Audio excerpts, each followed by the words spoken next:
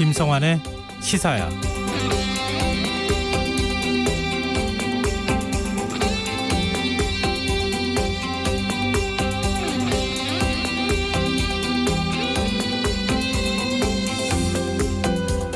오늘은 스승의 날이었는데요. 올해 스승의 날 풍경은 예년과는 많이 달랐습니다. 코로나 바이러스로 인해 학생들이 아직도 선생님의 얼굴조차 직접 보지 못하고 있는데요.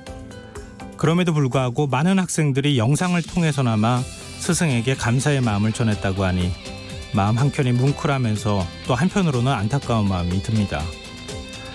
정은경 본부장은 코로나19는 잔인한 바이러스면서 내가 감염될 경우 나와 가까운 사람일수록 더 큰 피해를 주며 2차, 3차 감염으로 확산할 경우 공동체 전체에 피해가 갈 수 있다.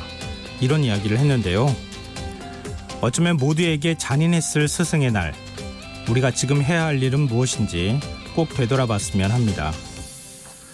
최근 이태원 클럽을 방문한 학원 강사로부터 코로나19에 감염된 환자들이 감염 사실을 모른 채 교회를 방문했지만 교인 대부분 음성 판정을 받았다는 소식이 전해졌는데요.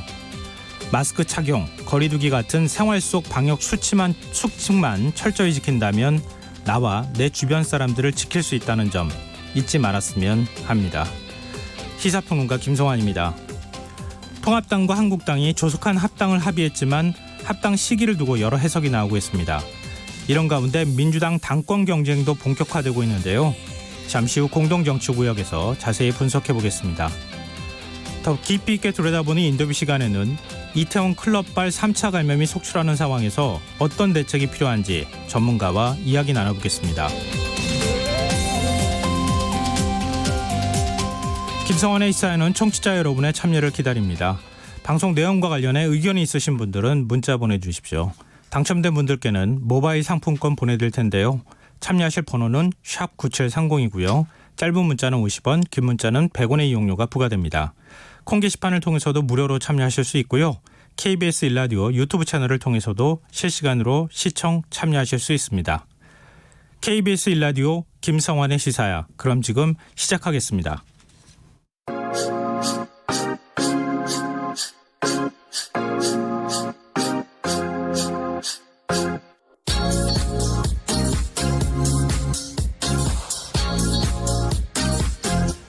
KBS 일라디오 김성환의 시사야.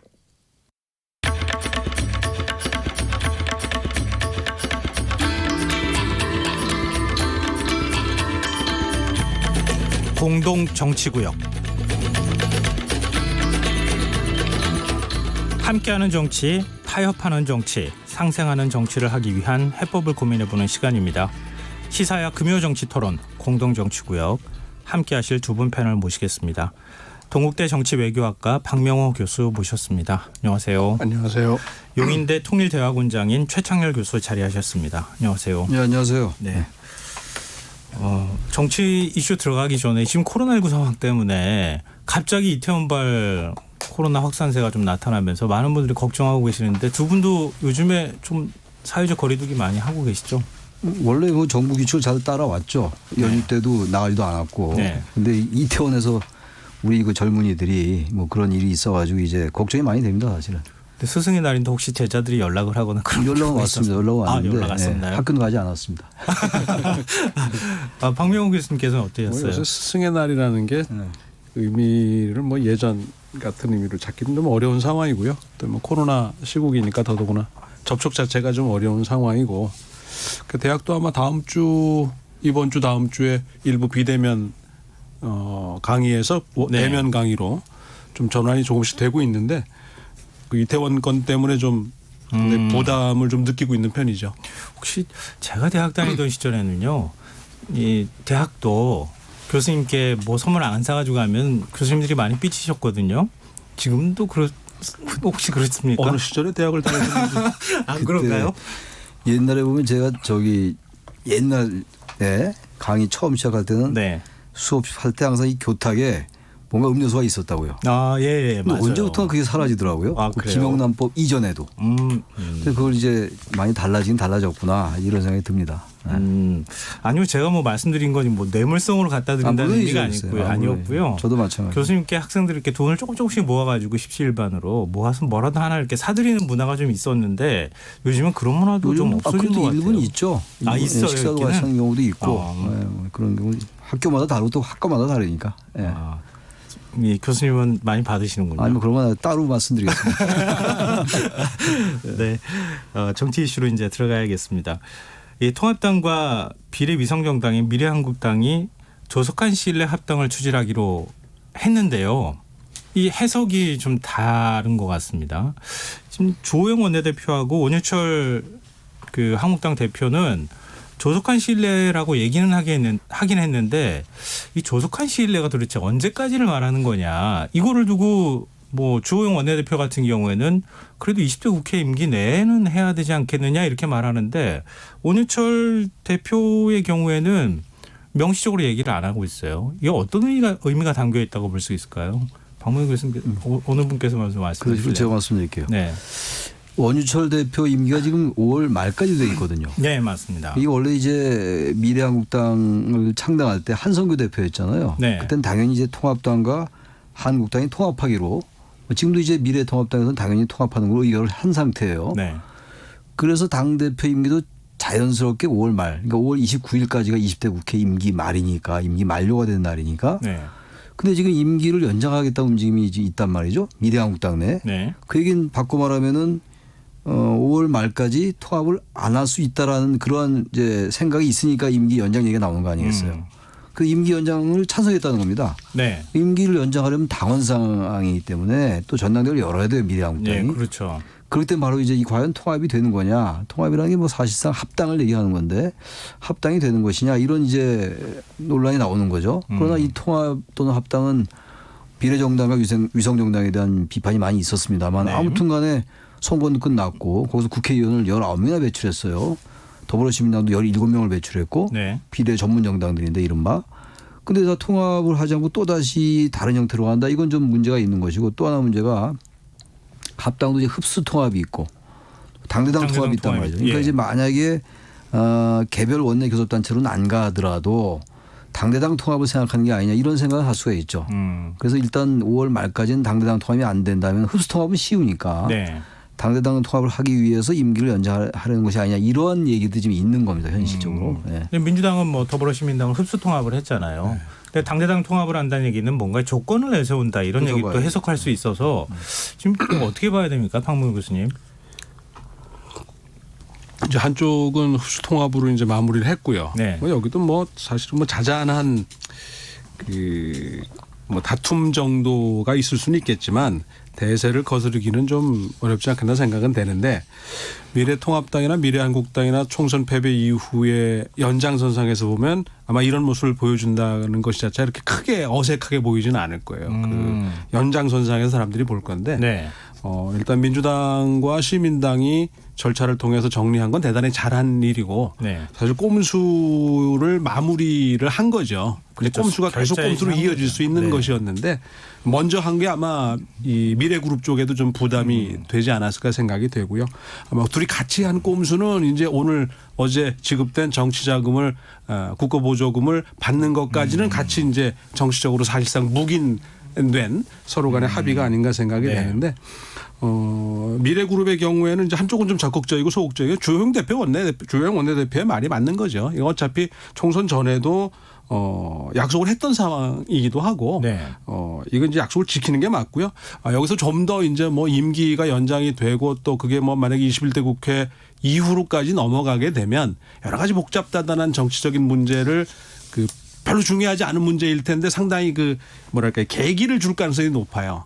이 국회 원구성 과정에서도 상임위원장 자리를 놓고도 그렇고 네, 그렇죠. 좀 그러니까 굳이 안 해도 될 소모적인 정쟁거리에 될 가능성이 있기 때문에 굳이 미래그룹에서 이렇게 미래한국당이 특히 좀 더 막장 드라마를 꼼수의 막장 드라마를 만드는 걸 할 거는 자유겠지만 별로 좋은 건 아니고 최선을 아마 이 5월 안에 마무리하는 게 가장 적절한 방식인데 아마 좀 압박이 이제부터 좀 높아지지 않을까 하는 생각은 듭니다. 근데 지금 교수님께서는 그렇게 해야 한다라고 하는 당위적 측면에서 말씀을 해주셨는데 제가 지금 통합당 내부 사정을 아시는 분한테 얘기 들으니까 이제 한쪽은 원내대표고 한쪽은 이제 당 대표지만 사실상 당 대표 대 당 대표가 그렇죠. 만났다고도 볼 수 있잖아요. 만나고 난 다음에 원유철 원내대표가 사실은 당선인들한테 물어봐야 된다는 식으로 얘기하고 이 통합 시기에 대해서도 사실 우리 외교원으로 그렇잖아요. 허심탄회하게 얘기했다면 합의 내용이 하나도 없었다는 얘기를 네. 이해되는 것처럼 네. 조속한 시일 내에 통합하겠다는 얘기는 통합 시기에 대해서 합의를 못 봤다는 얘기이기도 하잖아요. 그래서 조영 원내대표가 원유철의 난이라는 말까지 사용하면서 굉장히 격분했다. 이런 얘기까지 지금 들려요. 근데 우리 박 교수님 말씀하신 것처럼 이 부분을 또 통합을 하지를 않고 또 무슨 당대당 통합도 통합은 통합입니다만 당대당으로 통합할 아무런 인프라가 없는 거잖아요. 이거 파생 정당이잖아요, 사실은. 파생 금융상품으로 말하면 파생 상품처럼. 네. 근데 그 당과 어떻게 통합을 합니까? 아니 당대당 통합을 하냐고요. 만약에 당대당 통합하는 계산이 있다면 그게 잘못된 것이고 꼼수는 이 정도에서 멈춰야죠. 꼼수가 양쪽이 다 한 발씩 한 거 아닙니까? 19수 얻었고 네. 17수 얻었고. 그럼 여기서 이제 꼼수의 이 진행은 그만해야 되는 것인데 이거 당대당 통합을 해서 지분을 또 노리고 그 안에 이제 당선된 의원들이 비대의원들이죠. 비례대표 의원들이 정치적인 입지 이런 거 생각한다면 이건 아무리 우리 정치가 좋게 말하면 역동적이고 나쁘게 말하면 대단히 파괴적인 이런 정치를 하더라도 이건 국민들 너무 우롱하는 거죠. 그래서 이 부분은 최소한 약속은 지켜라. 만약에 근데 그러면은 통합하는 데 있어서 지금 당대당 통합을 강조하거나 또 통합 시기를 못 박지 못하거나 이렇게 하는 모습들은 이 한국당에 뭔가 요구사항이 있다는 거잖아요. 한국당이 이렇게 하려고 하는 의도가 뭐가 있을까요? 글쎄요, 그들 안에 무슨 요구가 있겠지만 그거 갖고서 이걸 계기로 하면 어차피 국고보조금 받았으니까 네. 그 정도 선에서 양쪽 다 받았잖아요. 어쨌든 그러니까 그 정도 선에서 만족하고 정리하는 게 정답 아닐까 싶습니다. 미래한국당이 여전히 지금 이 선거 결과를 미래한국당도 보수 진영이잖아요. 네, 그렇죠. 미래통합당에서 이제 네. 비례정당으로 나온 정당인데 이 상황을 파악을 못하는 거예요. 이따 얘기가 나오겠지만 현재 지금 선거 끝나고 한 달 됐죠. 딱 오늘 5월 15일이니까 한 달 되도록 지금 통합당이 원내대표 선출했습니다만 이 보수 정당이라는 그 미래한국당도 전혀 현실 인식이 아주 부재한 거죠. 그러니까 이런 공학적인 얘기가 나오는 거예요. 네. 국민들이 볼 때 이거 어떻게 보겠습니까? 그래서 저는 한 번 더 나가서 또 무슨 원내교섭단체 이런 건 만들지 않을 것 같은데 합당하기로 마음을 먹었다고 하니까 당대당 통합이라든지 조건을 내걸고 이렇게 하는 거는 정말 이거는 보수가 정말 새롭게 재건하지 않겠다. 네. 우리는 쇄신할 의지가 없다라는 명시적 선언이나 다름없다 이렇게 생각합니다. 그러니까 당위적 측면도 말씀해 주셨지만 좀 굉장히 비판적인 입장을 네. 좀 보여주셨는데요. 앞으로 어떤 당대당 통합이든 어떻게 됐든 간에 두 당이 통합하는 과정을 좀 지켜보면 어떨까 싶습니다. 자, 그러면 이제 원구성 얘기로 좀 갔으면 좋겠는데요. 이게 좀 너무 성급한 얘기일까요? 지금 김천현 민주당 원내대표하고 조영 통합당 원내대표가 만나가지고 이제 첫 만나는 자리에서 20대 국회 마지막 임시국회를 20일 날 열자. 그래서 이제 민생법안이나 관련 법안들을 처리하자 이렇게 합의를 하면서 원구성 얘기를 별로 안 한 것 같아요. 원구성을 지금 어떻게 해야 될지에 대한 뭔가의 얘기가 전혀 없거든요. 서로 기싸움이죠. 일단은 이제 서로 속마음에 얼마든지 지금 그게 가장 어떻게 보면 두 원내대표 입장에서는 가장 중요한 그렇죠. 사안인데 이제부터 좀 저촉면을 넓혀가지 않을까 생각이 되는데 몇 가지 측면이 있어요. 첫째는 이 개원 협상이라는 거는 참 대한민국에만 존재하는 일입니다. 네, 이게 6월 아마 8일까지 맞습니다. 아마 6월 8일까지는 어려울 거예요. 지킨 적이 거의 없어서. 지킨 적이 없고 네. 어떤 통계를 보니까 한쪽이 압도적으로 의석을 가졌을 때가 더 오래 걸렸대요. 오히려 야당이 요구하는 네. 것을 그게 수용하기가 이제 쉽지가 않으니까. 참 지극히 한국적인 현상인 건데 합의 지향형 국회법과 국회 운영 네. 관행의 결과물이에요. 사실은 상임위원장이나 의장단은 본회의에서 첫 모이면 선출하면 돼요. 그렇죠. 네. 그 절차도 원래 그렇게 하고. 미국도 과반 가져가면 그냥 다 가져가요. 우리는 합의가 돼야 그거를 하고 또 거기서 사실상 분배가 이루어진 대로 투표가 이루어져요. 네. 그러니까 굳이 지금의 의석 분포라고 한다면 협상의 대상이 아닌 건데 이 협치의 모습을 보여줘야 되는 부담 때문에 그러니까 아마 두 원내대표가 아주 극적으로 뭔가 일이 돼서 6월 8일 전에 또는 6월 8일 그 주에라도 원구성이 된다면 아마 협치의 상징으로 대단히 그 칭찬받을 가능성이 높은데 네. 아마 현실적으로는 대단히 어려울 거고 그 첫 번째 시험대가 아마 법사위원장 네. 그걸 누가 가져갈 거냐라고 하는 부분 만약에 기존 관행대로 했을 때 법사위원장을 여당이 가져간다면 그 대가를 뭘로 치를 거냐에 대한 부분 에 대한 고민 뭐 이런 것들이 아마 그 셈법이 좀 이제 서로 그 거래의 칩을 좀 맞춰봐야 되기 때문에 네.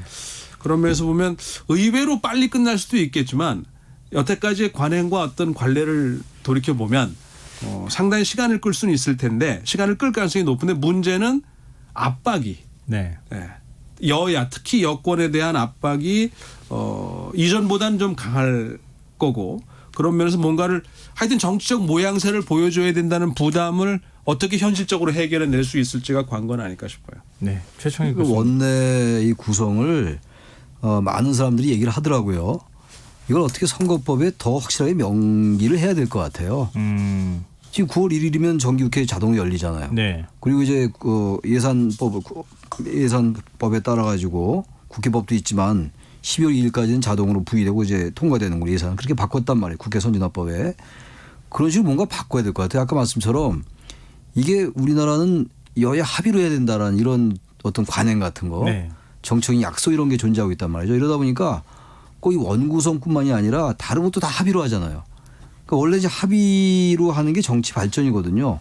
다수결의 정치, 다수결 민주주의에서 합의제 정치, 합의제 민주주의로 하는 게 정치 발전의 하나의 방향이거든요. 네. 그 이번에도 그 연동형 비례대표제에 대해서 찬성했던 이유는 양대 거대 정당이 너무 대립과 갈등으로 가니까 뭔가 합의의 정치를 하자고 해서 다당제를 통한 연정 뭐 이런 것을 제3지대를 얘기했던 것이고 그 네. 제3지대 연장에서 연동형 비례대표제가 얘기됐던 건데 완전히 결과는 딴 데로 갔단 말이에요.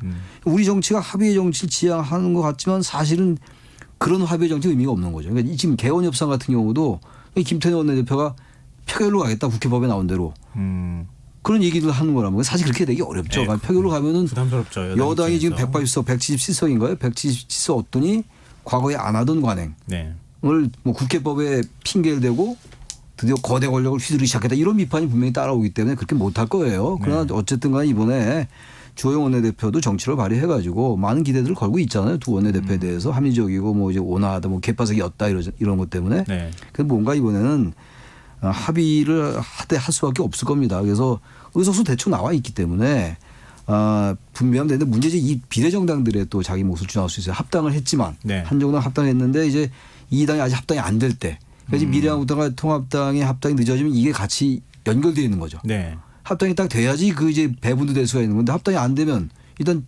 따로 별도로 있는 정당이기 때문에 개헌 협상은 저절로 늦을 수밖에 없는 거죠. 그래서 어쨌든 다시 얘기로 돌아가서 자동으로 상임위가 좀 열리고 자동으로 본회의가 열리는 이런 이른바 일하는 국회.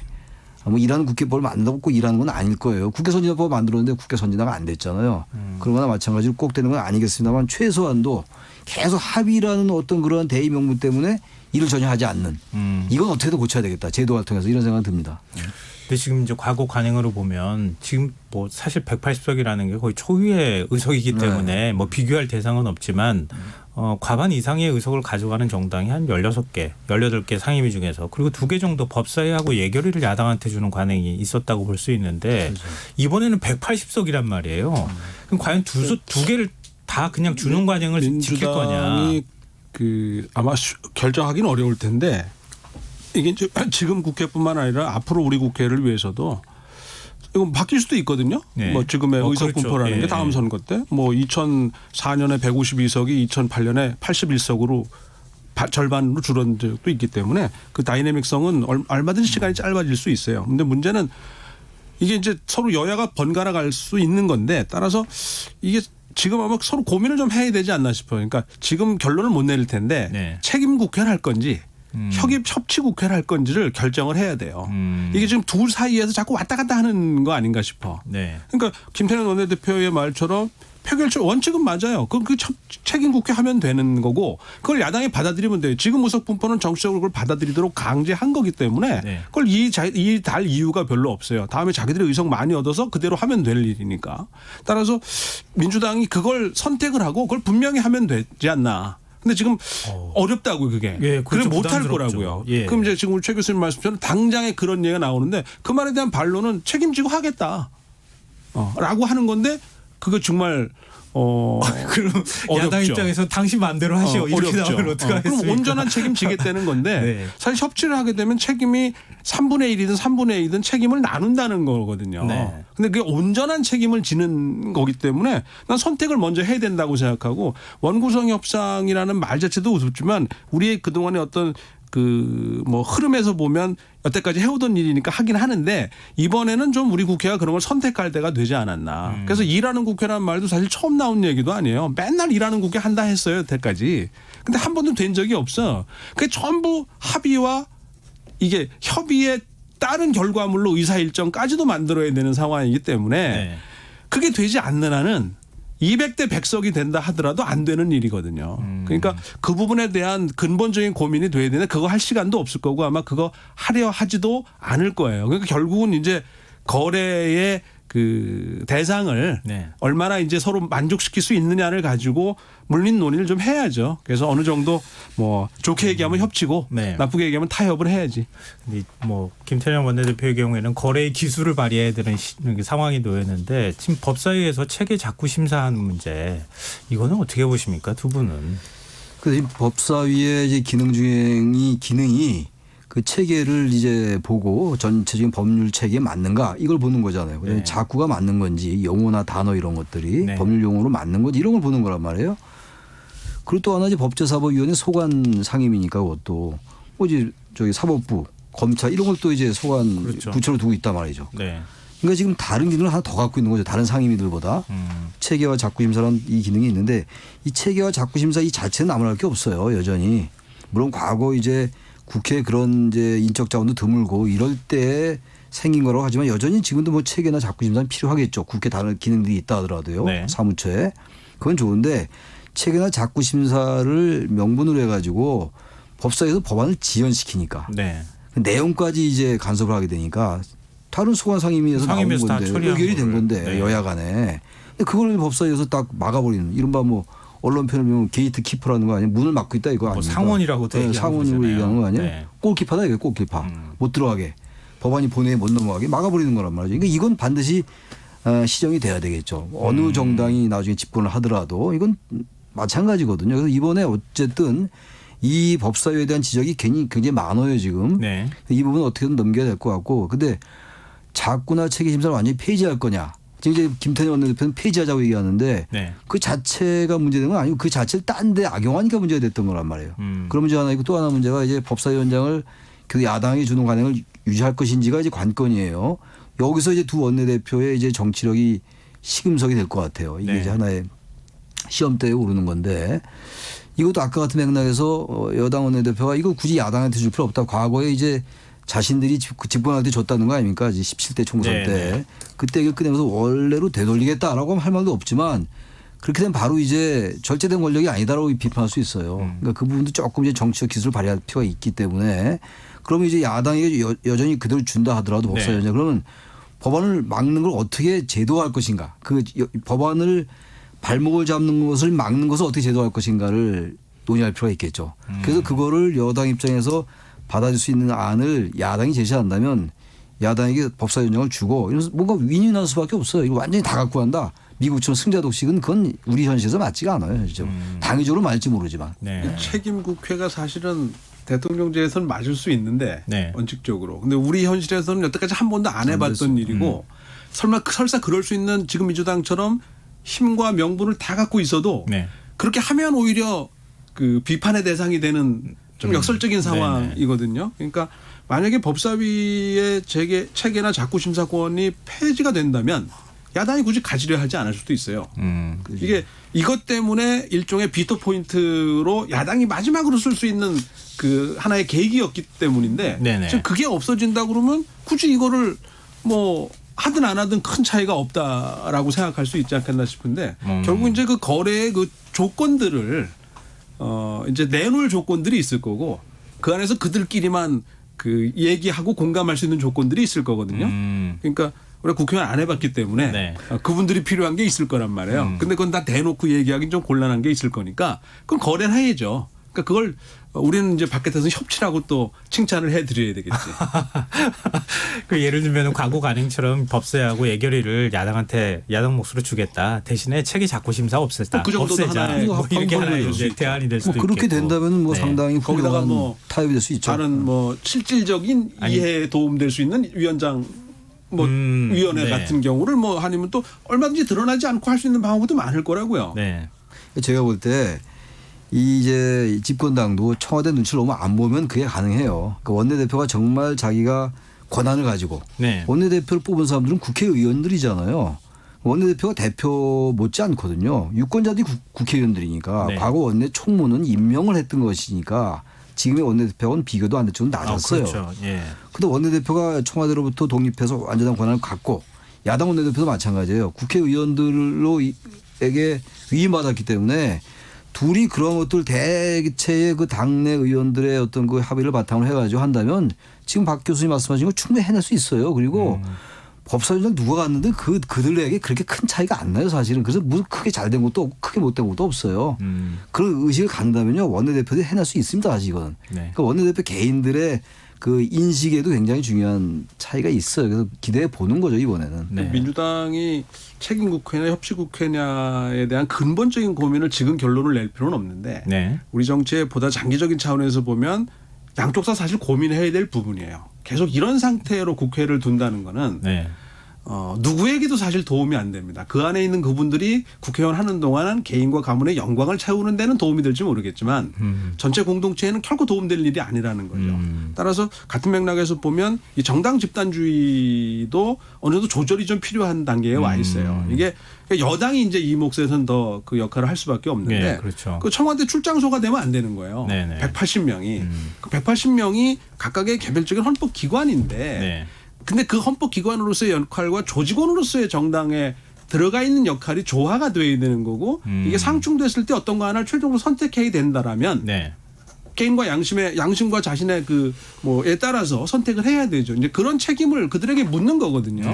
근데 여태까지는 그게 전부 원내대표 그 뒤에 전부 숨겨져 있었던 거예요. 네. 그러니까 이제 계속 그럴 수도 없다라는 거죠. 그러니까 이 정당 집단주의라고 하는 부분도 또 우리가 이게 그러다 보니까 맨날 대통령이 정부 여당 대 야당이 국회가 대립할 수밖에 없고 교착할 수밖에 없는 상황인 거예요. 그런데 사실 300명의 의원들은 한 200명 넘어는 굳이 누가 있는지 상관없는 일들이었거든요. 그러니까 뭐 3+3 뭐 몇 명의 그 대표단의 어떤 극적인 타결로 국회가 정리되는 거고 네. 나머지는 거기에 따라서 회의장에 모여서 회의장에 모일 때까지 또 다 기다려야 돼. 그죠? 타결이 될 때까지. 그러니까 이런 거는 사실 지금은 어떻게까지 했다 하더라도 앞으로는 좀 더 정치가 나은 네. 곳으로 가려 한다면 그런 차원에서 여당의 고민이 있고 야당도 그런 고민을 하는 여당을 이해를 해야 되지 않나 생각이 돼요. 네. 과거에는 아니 국회가 여당인데 뭔가 책임 있게 가져가지도 못하고 야당 입장에서는 그냥 무조건 반대만 하고 나중에 가면은 서로 손가락질하는 이게 한참 이상한 이제 모습들이 계속 나오는데 식이 계속 그게 반복돼 왔죠. 반복되는 네. 그런 것의 가장 기본적인 어떤 원인이 이런 데서부터 시작이 되는 것이다. 그렇습니다. 이런 부분을 네. 지적해 주신 것 같고요. 지금 이제 뭐 오늘 통합당 일부 의원들이 주최를 해서 보수 재건 토론회를 했는데 거기에 진중권 전 동양대 교수가 참석을 해서 통합당에는 브레인이 없다 이런 뜻으로 이제 뇌가 없다 이런 표현까지 사용하기도 했는데요. 뭐 이거는 얘기를 하자면 저희가 또 그 얘기가 길어지니까 그렇죠. 제가 말씀드리고자 했던 것은 그러니까 뭔가 변화의 움직임을 어떻게 평가할 것인가에 관한 부분인 것 같아요. 지금 주호영 원내대표가 5.18 민주화운동 40주년 기념식에 참석하겠다 이렇게 밝혔거든요. 물론 전례가 없었던 일은 아니긴 하지만 이 행보를 어떻게 평가해야 될지. 전 참석하는 건 뭐 당연한 거라고 봐요. 네. 5.18 민주화운동은 특정 이제 집단의 그런 전유물도 아니에요, 이제는. 네. 이제 내일 모레 글피 사흘 후면 5.18 광주 민주화운동 40주년인데 헌법 전문에 넣느냐 안 넣느냐 이런 상황이란 말이죠. 5.18 네. 정신에 대한 거를. 당연히 뭐 통합당이 됐건 어느 정당이 됐건 가는 게 맞다고 보는데 문제는 가긴 가되 진정성을 담보하면서 가야 돼요. 우리 어떤 행사를 참석할 때 그냥 몸만 가는 거하고 아니면 정말로 그 부분을 뭐 애도가 됐건 진짜 축하가 됐건 그런 마음을 가는 건 상대가 다 알거든요. 네. 조문을 갈 때도 마찬가지 아닙니까?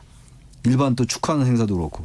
근데 이제 여태까지 지금까지의 이 통합당 계열의 정당들 특히 자유한국당 때 황교안 대표나 뭐 이런 경우 그런 것들이 전제되지 않았었어요. 그러니까 거기 가서 환영을 못 받고 네. 보수성 사나운 모습이 연출되고 이랬단 말이죠. 또 하나가 지금 이제 선거 끝났습니다만 몇 명 의원도 있었잖아요. 뭐 김인태 의원이나 뭐 김순례 의원 등등 이런. 네네. 그 뭐 망언도 있었잖아요. 네. 5.18 민주화 운동을 폄훼하고 막말이죠. 그런 부분들에 대한 그 한국당의 처리 방향, 처리 그리고 또 미래한국당에 보내기 위해서 제명했던 거. 네. 이런 건 도저히 있을 수 없는 일들이거든요. 그다음에 이런 것들에 대한 원내대표 차원이 됐건 당의 그 책임 있는 인사에 정확한 사과가 있어야 돼요. 네. 그러고 난 다음에 가든가 이래야지 그거 없이 간다. 뭐 광주 시민들이 환영하고 안 하고의 문제가 아니라 그건 정치가 아닌 거예요. 이미 반정치입니다. 엔티폴리틱스. 네. 전 그런 의미에서 이거는 통합당 분들이 무슨 뭐 다른 뭐 정치 이익을 따질 게 아니라 역사가 무엇인지 시대가 무엇인지 정확히 본다면 그게 저절로 나올 수밖에 없어요. 네. 그게 안 나온다면 100번 토론회 열어봐야 다 소용없는 거다. 이건 구색 맞추기밖에 안 된다. 이거 이 상황밖에 안 들어서. 예. 네. 박무영 교수님. 예, 뭐 당연한 거 아닌가 싶고요.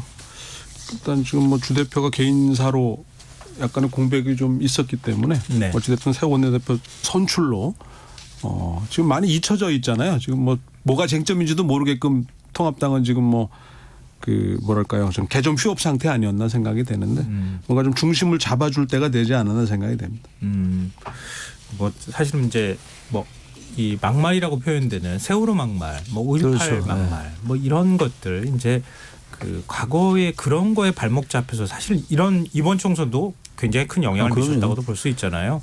그런 부분들을 좀 정리하는 모습을 보이면서 광주 민주화운동 40주년 기념식에 참석하면 어떨까 이런 의견도 좀 있는 것 같습니다. 탄핵 얘기도 좀 네. 하고 탄핵의 강을 못 건넜다 이런 말도 좀 하면서 가면 이게 모양이 서요. 그래야 보수가 재건되는 것이지. 네. 그런 거 하나도 없이 항상 무슨 여야 간의 협상 이런 거 항상 있는 거예요. 그래서 보수가 제대로 못 씁니다. 네, 알겠습니다. 지금 여러분께서는 KBS 1라디오 김성환의 시사회를 듣고 계십니다. 금요 정치토론 공동정치구역 용인대 최창렬 교수, 동국대 박명호 교수 두 분 패널과 함께하고 있습니다. 이제 민주당 얘기를 좀 해봤으면 좋겠는데요. 지금 민주당 이낙연 코로나19 국난극복위원장이 초재선 당선인 20여 명과 오찬을 했다. 그래서 이게 식사 정치를 하고 있다. 그리고 앞으로 당권은 어떻게 도전할 것이냐 이런 얘기까지 지금 연결이 되면서 대권까지 연결되는 얘기가 나오거든요. 두 분 이낙연 위원장의 움직임 어떻게 평가하시는지 좀 듣고 싶습니다. 그 큰 정치인들 중에 영어 이니셜로 이렇게 불리는 경우도 YS, 뭐 DJ, JP 네. 가장 대표적이겠죠. 그다음 MB. 그 여러 사람들이 영어 이니셜을 썼는데 성공적인 경우가 별로 없었어요.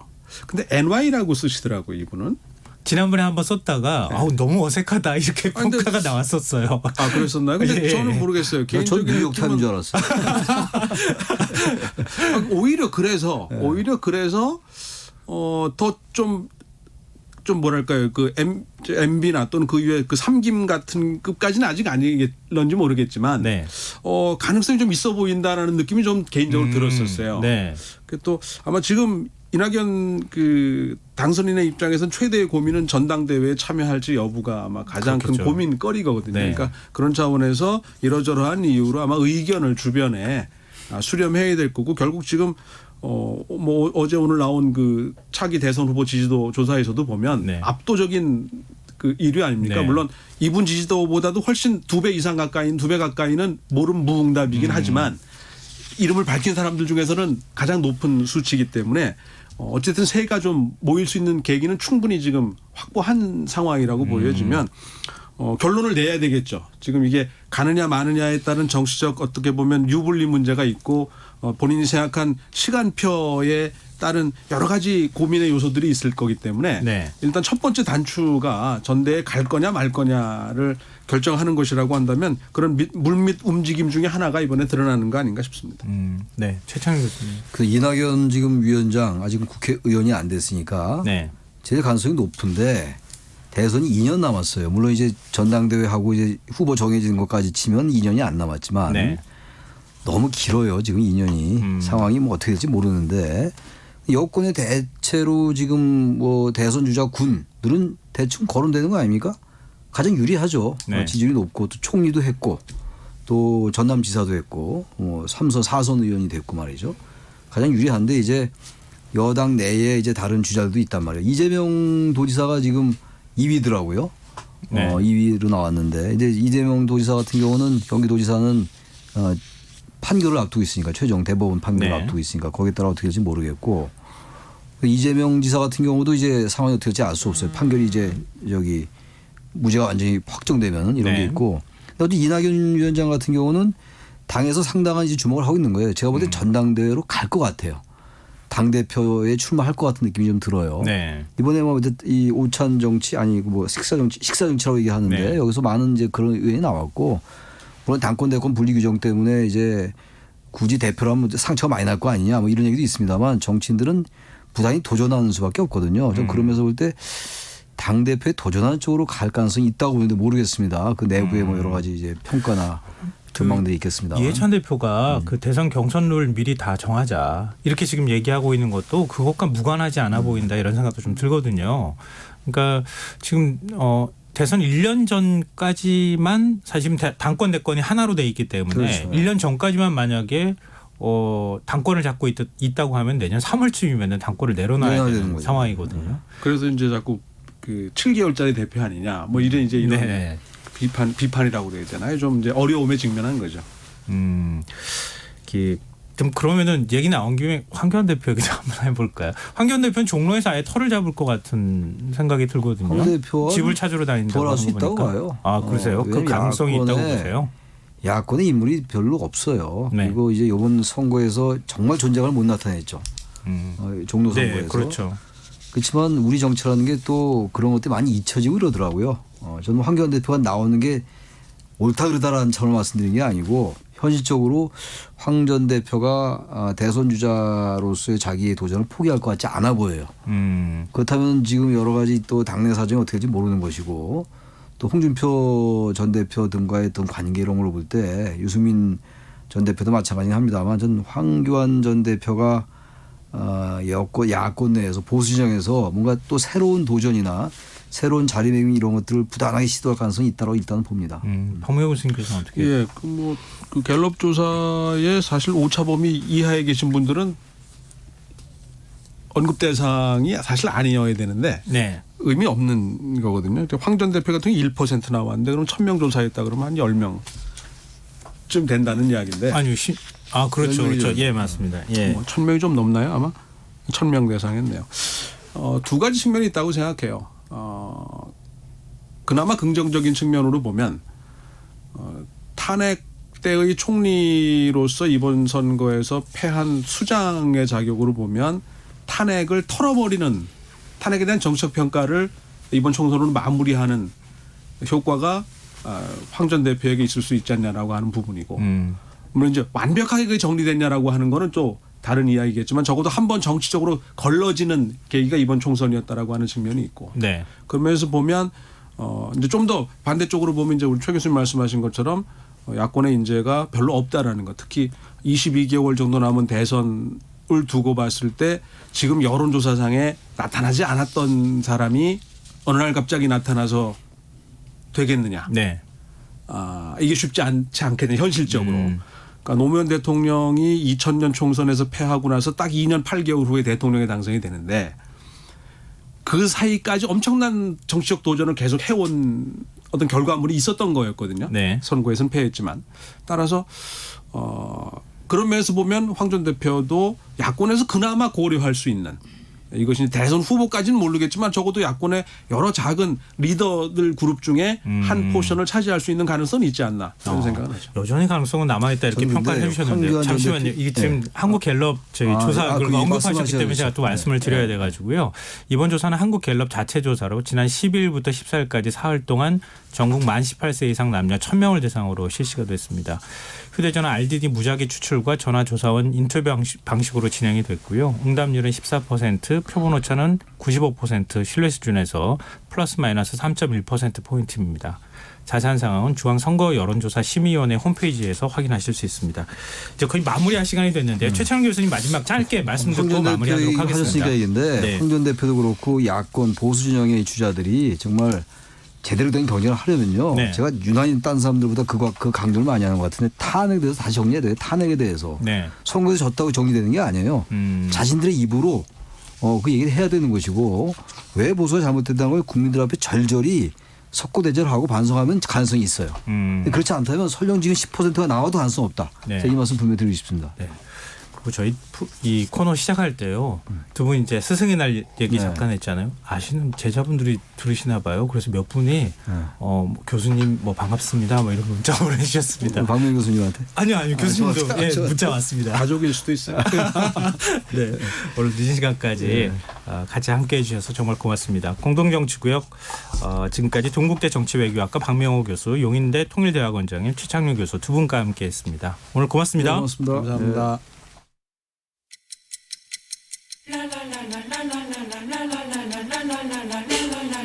바쁜 당신을 위해 준비된 밤 시사야.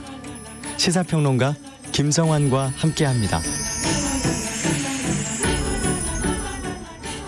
이태원 클럽과 관련된 코로나19 확진자 수가 150여 명을 넘어섰습니다. 전국 곳곳에서 2차, 3차 감염자가 속출하고 있는데요. 이 외에도 이태원 클럽과 관련 없는 코로나19 확진자들이 발생하면서 또 N차 감염에 대한 우려가 커지고 있는 상황이기도 합니다.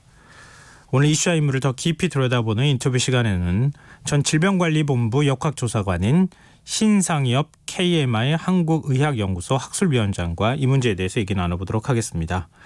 안녕하십니까? 네, 안녕하세요. 네, 오래간만에 다시 전화 연결을 하는 것 같습니다. 예, 그렇습니다. 지금 이태원 클럽 집단 감염과 관련해서 지금 상황이 어느 정도 심각하다고 보십니까? 지금 과거에는 뭐 신천지 대구교회나 뭐 콜센터, 뭐 정신병원 같이 이렇게 밀접 접촉하고 환기가 잘 안 되는 데서 동일 집단이 오랜 시간 같이 접촉하면서 이제 유행이 한꺼번에 환자가 폭발적으로 발생하는 양상을 보였는데요. 네. 이번에 이태원 클럽반 유행은 좀 양상이 다릅니다. 지금 지역 사회에서 이제 사회적 거리두기 동안 가려져 있던 무증상의 조용한 전파자들이 4월 24일 이후로 이태원 클럽들이 오픈하면서 전국 각지에서 모여가지고요. 네. 일시적으로 바이러스에 노출된 가능성이 많거든요. 네. 그래서 감염이 되더라도 증상이 심하거나 무증상들이 많고 스스로가 감염됐다는 걸 모르는 상태로 지역사회로 돌아가 지금 진단받고 있는 상황이라서 유행의 양상이 이렇게 뭐 폭발적인 거라기보다는 전국적으로 적은 숫자가 지속적으로 나타나게 되는 양상을 보이거든요. 네. 근데 이제 문제는 이게 더 무서운 게 이제 이렇게 지역사회로 돌아가서 이제 지속적인 유행을 일으키기 때문에 이런 확진자들을 빨리 이제 찾아내서 격리하지 못하면 이 유행이 굉장히 오랜 기간 지속되게 됩니다. 그리고 그 과정에서 또 고위험 시설을 만나면 또 과거와 같은 폭발적인 유행이 촉발될 수 있기 때문에 네. 그런 부분이 좀 우려가 됩니다. 그러니까 이렇게 폭발적으로 증가하지는 않더라도 전국 곳곳에서 지역사회 부분적으로 굉장히 길게 지금 감염자들이 늘어나는 양상을 보일 가능성이 있다. 이런 말씀이신데요. 예. 방역 당국에서는 아직까지 4차 감염은 없다 이렇게 밝혔습니다만 지금 N차 감염에 대한 우려는 계속 있는 것 같아요. 이렇게 돼버리면은 지금은 지금 역학조사가 어느 정도 이루어지고 있지만 점점점 그럴수록 더 힘들어지는 거 아니겠습니까?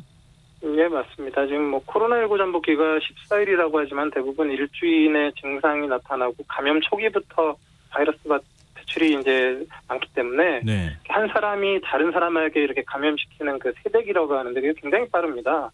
보통 이제 5일 이내가 될 수 있거든요. 네. 그러니까 1차, 2차, 3차, 4차 각각이 5일 이내만에 생길 수가 있다라는 얘기인데 지금 이태원발 유행의 시작이 실제로는 제가 보기엔 한 3주 정도는 최소 지났거든요. 네. 이미 이제 3, 4차 감염이 나타나게 되는 상황이거든요. 1, 2차 감염자들은 회복했거나 이미 검사를 받았거나 하면 이제 숫자가 줄어들고 그래서 이제 이런 3, 4차 감염 위주로 앞으로 나타나게 될 건데 이걸 잘 찾아내는 것이 이제 어찌 보면 방역 당국의 숙제라고 볼 수 있습니다. 근데 지금 용인 66번 환자가 발견되면서 확진 판정을 받으면서부터 시작해가지고 이게 이제 그 환자들이 늘어나기 시작했는데요. 근데 방역 당국은 용인 66번 환자가 이 초발 환자라고 보기는 좀 쉽지 않는 상황이다. 그러니까 일종의 여러 감염자들이 와서 증폭되는 현상이 나타난 것 아니냐, 뭐 이렇게 또 추정도 하고 있더라고요. 근데 이 부분에 대해서는 어떻게 보십니까? 지금 이제 용인 66번 환자는 뭐 지표 환자, 그러니까 유행의 첫 환자일 가능성은 사실 거의 없고요. 네. 지금 이제 아마도 증상이 없던 조용한 전파자들이 4월 24일 이후 클럽 오픈되면서 계속 다니면서 이제 이미 그런 조용한 전파자들은 이미 다 회복해서 지금 검사에도 나오지 않는 그런 시기가 벌써 지났다고 생각을 하거든요. 그래서 그 유행의 첫 환자, 그 지표 환자는 지금 찾을 수도 없고 그 지표 환자의 감염 경로를 찾는 것도 사실 별 의미가 없는 상황입니다. 그래서 지금 해야 될 거는 이제 뭐 3, 4차 감염들이 이제 계속 나타나게 될 텐데 이렇게 지역사회에 뿌리내릴 수 있는 그런 확진자들을 빨리 찾아내서 이제 격리하고 검사하는 게 이제 핵심이 될 것 같습니다. 지금 말씀하신 거 들어보면요. 그러니까 무증상 감염 상태로 있다가 그냥 스스로 자연 치유가 되거나 이런 경우도 있을 수 있다는 건가요? 네, 지금 그런 사람들이 지금 무증상자가 한 3분의 1쯤이 나타나고 있지 않습니까? 확진자 네. 중에. 이분들은 대부분 끝까지 증상이 없는 분들도 많습니다. 그러면 보통 2, 3주가 지나면 몸 안에서 그 바이러스가 제거되면서 심지어는 검사에도 나오지 않는 그런 상황이 되기 때문에 지금 검사에서 안 나오는 사람들 중에서는 일부 회복된 사람들도 있을 수 있는 그런 정도의 좀 시기가 지났다고 봅니다. 이건 방역의 측면에서는 굉장히 위험한 거 아닙니까? 이렇게 돼버리면. 뭐 일단 이제 회복된 사람들은 이제 위험성이 없겠지만 이제 예. 그런 찾지 못한 사람들에 의한 3, 4차 감염이 지금 아직 뭐 해결이 되지 않은 상황이기 때문에 이런 무증상 감염자를 어떻게 빨리 찾아내느냐 이걸 못 찾는 게 이제 위험성을 이제 더하게 되는 거죠. 이건 방역 당국이 아무리 노력한다고 해도 이건 쉽지 않을 문제인데 지금 그러지 않아도 이제 이태원 클럽 방문한 사람 가운데 파악된 사람 중에 1,200여 명이 진단검사 받지 않았다. 이번 주말이 고비니까 빨리 와서 받아달라. 이렇게 지금 방역 당국에서 호소하고 있는데요. 이 이태원 클럽을 방문하지 않았더라도 증상이 의심되는 사람도 그러면 최대한 빨리 가서 진단검사를 받아야 된다는 얘기가 되는 거 아닌가요? 이제 제가 보기에는 뭐 증상이 있고 없고는 사실 중요하지 않은 정도 상황이고요. 예. 이태원 클럽에 가신 분들은 당연히 다 위험하고요. 뭐 좀 알려져 있지만 뭐 거기 뭐 근무하시던 경찰분들도 뭐 감염이 된 걸로 알려져 있거든요. 무슨 네. 말이냐면 그 확진자가 클럽에만 가지 않고 그 지금 지역에 있는 다른 상점들도 방문했을 가능성이 높고 또 그런 상점을 오염시키거나 그 안에서 다른 사람들을 접촉했을 때 거기 오셨던 분들도 감염 가능성이 있기 때문에 지금은 이태원이든 뭐 신천이든 뭐 이런 홍대든 그런 클럽이나 유흥주점에 다녀오신 분이 아니더라도 그 지역을 방문하신 분들은 사실 어느 정도의 위험성이 있기 때문에 다 선별진료소에서 검사를 받으셔야 되는 게 이제 안전한 상황이라고 봅니다. 국민들의 적극적인 그 참여 그리고 동참 그리고 지금 진단검사를 빨리 받도록 하는 게 정말 중요하다는 걸 다시 한번 또 말씀을 해주셨는데요. 지금 이제 홍대 주점 집단 감염이 이태원 클럽 확진자가 다녀간 노래방과 이제 연관이 된 것으로 확인이 되긴 했는데요. 지금 네. 서울시 발표하고 방역당국의 얘기가 조금 달라요. 서울시는 노래방 공조 시스템을 통해 가지고 전파가 됐을 가능성을 언급을 했는데 방역당국은 비말 접촉에 의한 그러니까 그 침방울에 의한 그걸 언제 접촉이 됐는지 모르겠지만 그렇게 양쪽의 노래방에 다른 방에 들어갔던 사람들이 접촉이 돼서 감염이 됐을 가능성이 있다. 이렇게 설명하고 있거든요. 예. 그게 이제 어떤 거냐면요. 서울의 한 노래방에서 같은 시기에 방문은 했지만 같은 방에 있지 않았던 사람들이 이제 네. 감염이 되면서 그런 얘기가 나온 건데요. 근데 이제 이런 경우는 뭐 공조 시스템이 전파 경로가 된 게 아니라 이제 접촉 감염이 전파 경로라고 봅니다. 뭐 예를 들면 확진자랑 같은 화장실을 사용했는데 화장실 손잡이에 노출돼 있던 그런 바이러스를 다른 방 환자가 만져서 감염되는 그런 경우가 많고요. 네. 결국 이제 코로나19의 감염 경로는 이제 주생 감염 경로는 비말과 접촉 그리고 일부 병원 특수 환경에서 에어로졸 외에는 없고요. 이제 공조 시스템이나 에어컨, 선풍기 같은 경우 이제 공기의 흐름에 영향을 주기 때문에 역학조사의 고려 요소가 될 수는 있지만 그게 전파 경로가 되지는 않습니다. 그러면 아무래도 방역당국에서 밝힌 내용을 좀 더 신뢰할 필요가 있다 이런 말씀이시군요. 예, 그렇습니다. 그래서 사실은 공조 시스템에 의해서 지금 전파가 되거나 전염이 됐다고 하면은 이건 좀 우려할 만한 상황이었던 거 아닙니까? 실제로 그런 일이 벌어졌다면. 코로나 바이러스가 RNA 바이러스 중에 가장 큽니다. 굉장히 무거워서 이렇게 뭐 날라서 천정으로 올라가서 배관을 타고 움직인다는 것 자체가 사실 이렇게 상상하기가 좀 어렵고요. 네. 기본적으로는 접촉 감염에 의해서 생겼다고 보는 게 맞는 판단이라고 생각합니다. 네. 그리고 좀 우려의 목소리가 나왔던 게 홍대 주점은 이제 이태원 클럽하고 어느 정도 연관성이 확인됐다 하더라도 지금 이태원 클럽과 연관이 없는 경우에도 지금 환자가 발생하는 것으로 보여요. 일부에서는. 이 지금 예. 어느 정도까지 감염이 됐을 가능성이 있는지 또 이런 경우에 역학조사가 정말 가능한 것인지 이것도 좀 의문이거든요.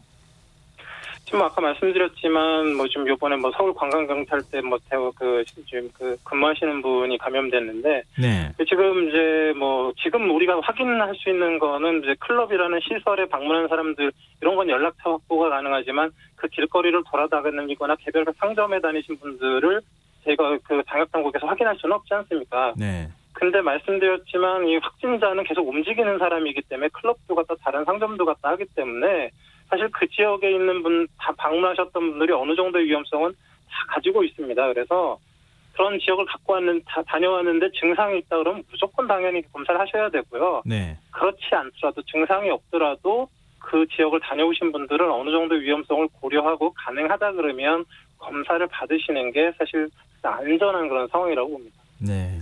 그리고 지금 이태원 클럽발 집단 감염이 발생하고 또 그 이태원 클럽을 방문한 인천학원 강사를 통해 가지고 또 집단 감염이 발생해서 이 상태에서 지금 20일 등교를 계약을 하는 게 맞느냐 이런 우려의 목소리도 있거든요. 이 부분에 대해서 어떻게 보십니까?